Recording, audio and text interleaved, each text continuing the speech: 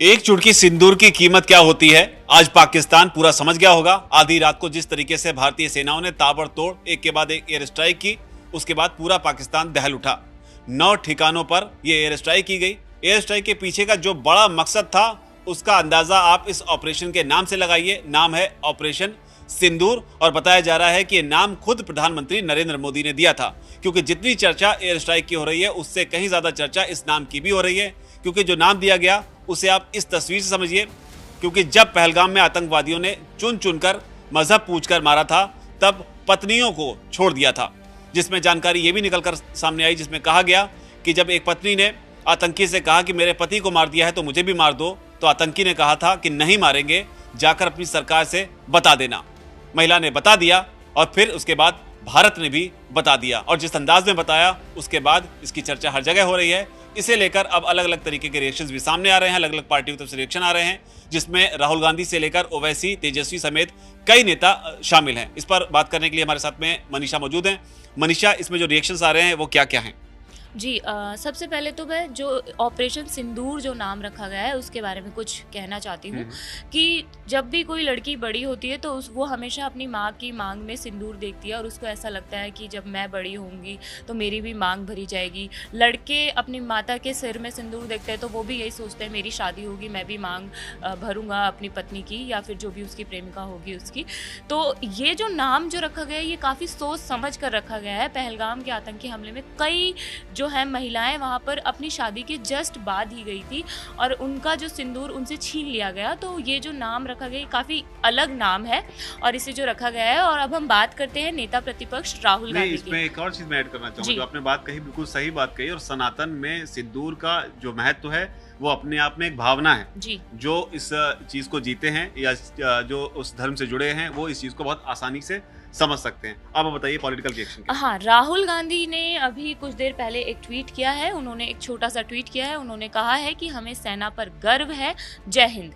इसके अलावा असदुद्दीन ओवैसी के हम बयान की भी बात करते हैं। अगर आपने शुरू से गौर किया होगा तो ओवैसी हमेशा से पहलगाम आतंकी हमले को लेकर आक्रामक रहे हैं।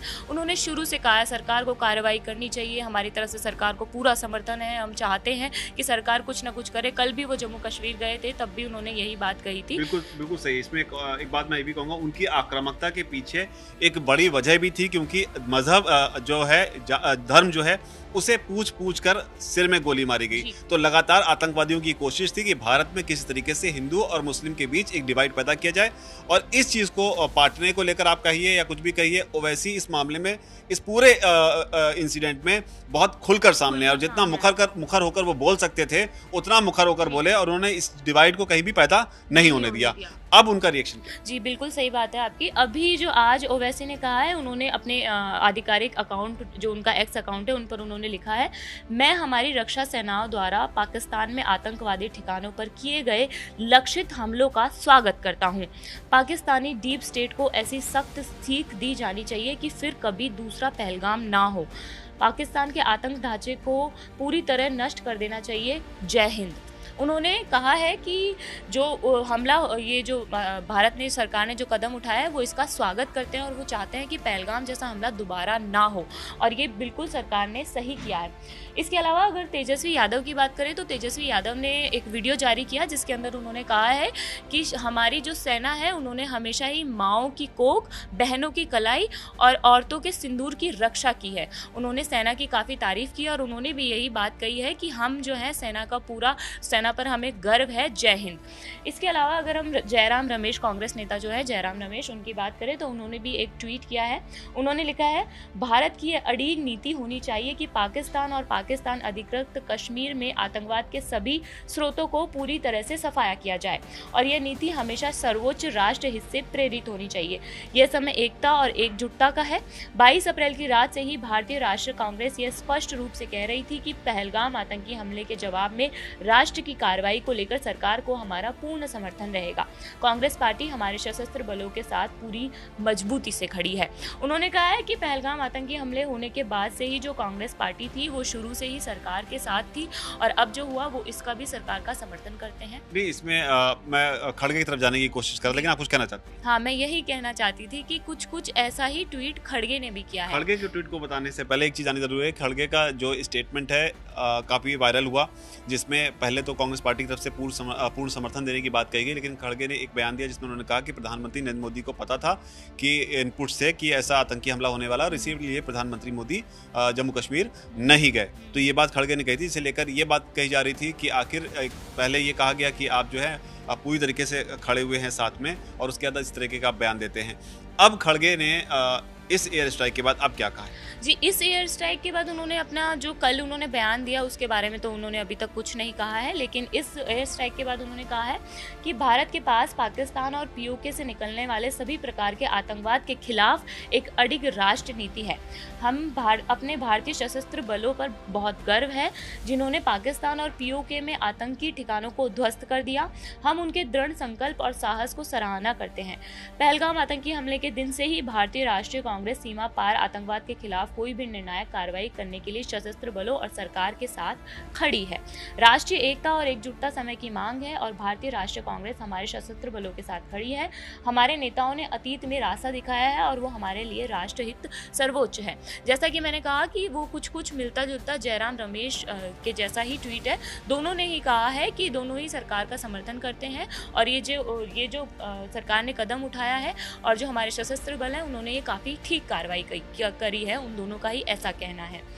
इसके अलावा अगर हम डॉक्टर एस जयशंकर की बात करें तो उन्होंने भी एक छोटा सा ट्वीट किया है। उन्होंने जो फ़ोटो है ऑपरेशन सिंदूर की, काफ़ी आपने भी वो देखी होगी, वो फ़ोटो जो सामने आई है जिसमें बड़ा ऑपरेशन लिखा है, सिंदूर लिखा है, और DOOR जो सिंदूर में आता है उसमें एक बॉक्स में रेड कलर से जो सिंदूर है वो हल्का हल्का उस पर छिटकाया हुआ है। तो डॉक्टर एस जयशंकर ने लिखा है, this would must show zero tolerance for terrorism. मतलब इससे ये साबित होना चाहिए कि टेररिज्म, आतंकवाद के लिए कोई टॉलरेंस नहीं है। इसके लिए मतलब कोई इस पर कुछ भी, हम लोग कभी भी इसको क्या बोलते हैं, हम लोग इसको बिल्कुल भी टॉलरेट नहीं करेंगे। उन्होंने ये बात कही है। उन्होंने अपील भी की कि पूरी दुनिया को इसमें जो है जीरो टॉलरेंस जो है वो शो करना चाहिए आतंकवाद के खिलाफ। जयशंकर के बारे में एक चीज मैं और ऐड करना चाहूंगा यहाँ पर। जयशंकर का ट्वीट भले ही छोटा हो, लेकिन उनकी भूमिका बहुत बड़ी है, क्योंकि जो भी ये एयर स्ट्राइक जो की गई है, इसमें एक तरफ अगर सेना थी हमारी, तो दूसरी तरफ डिप्लोमेटिक फ्रंट पर लगातार जयशंकर मोर्चा संभाले हुए थे। लगातार इस चीज की कोशिश की जा रही थी कि तमाम देशों को कैसे साथ में लाया जाए। उधर पाकिस्तान भी लगातार इस चीज की कोशिश कर रहा था। तो जयशंकर की भूमिका इस मामले में बेहद अहम थी। जी बिल्कुल, मैं आपकी बात से सहमत हूँ।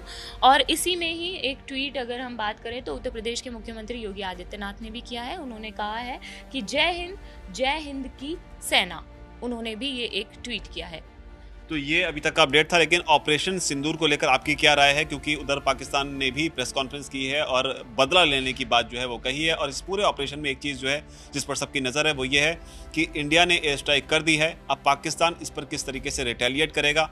जब पाकिस्तान रिटेलिएट करेगा या नहीं करेगा, या इंटरनेशनली जिस तरीके से इसको अब डील करने की कोशिश की जा रही है, क्योंकि अजीत डोभाल ने भी तुरंत फ़ोन लगाया अमेरिका में जो उनके समकक्ष हैं, उनसे बात की। अब उन सब चीज़ों को मिला जुला के पाकिस्तान का जो रिएक्शन होगा डिपेंड करेगा कि इस एयर स्ट्राइक को वॉर में कन्वर्ट होने में होगी या नहीं होगी, या पाकिस्तान बस यहीं पर रुक जाएगा और जो मैसेज भारत देना चाहता था उसे वो समझ लेगा। आपकी इस पूरे प्रकरण पर या पूरा जो मामला हुआ है एयर स्ट्राइक से लेकर जो भी हुआ उस पर आपकी जो भी राय हो नीचे कर कमेंट सेक्शन में आप उसे जरूर लिखें। धन्यवाद।